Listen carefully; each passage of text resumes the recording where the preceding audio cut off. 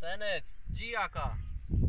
शहजादे आज नजर नहीं आ रहे। कबीले में खरीद का पता लगाने गए हैं। अच्छा,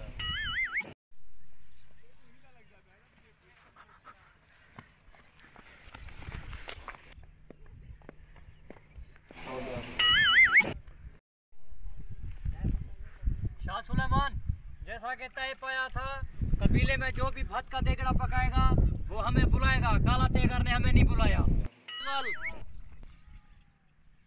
जी आका।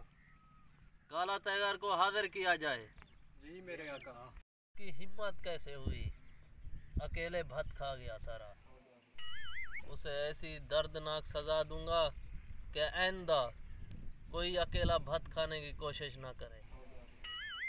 आइंदा कोई भी ऐसी कोशिश ना करे कि अकेला भत खाऊं। और सब कबीले को पता होना चाहिए कि सुलेमान की हुकूमत में कोई भत नहीं खा सकता।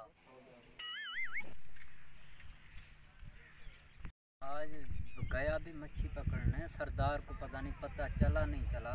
भाईजान क्या होता है? जी सरदार। जी सरदार। काले टैगर को कहीं देखा है? वो अराए के तालाब में मच्छी मार रहा है। काला तेगर, तूने क्या भात पकाया था? हाँ। बहरा, गिरफ्तार करो इसको। भात पका। काले टैगर भात पकाया और हमें नहीं बुलाया। चलो इसको आका के पास लेके जाते हैं, सरदार के पास।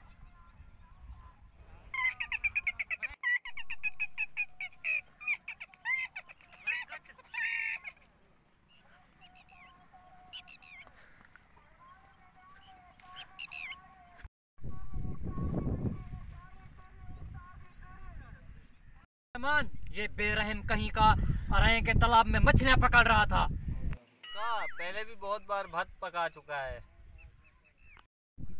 हाँ, तो तेरे पता नहीं है मैं भत का शौकीन हूँ। मेरी मर्जी, मैं कहीं गुद्दे उंडे वाना देवा। अब तुम्हें दर्दनाक सजा मिलेगी।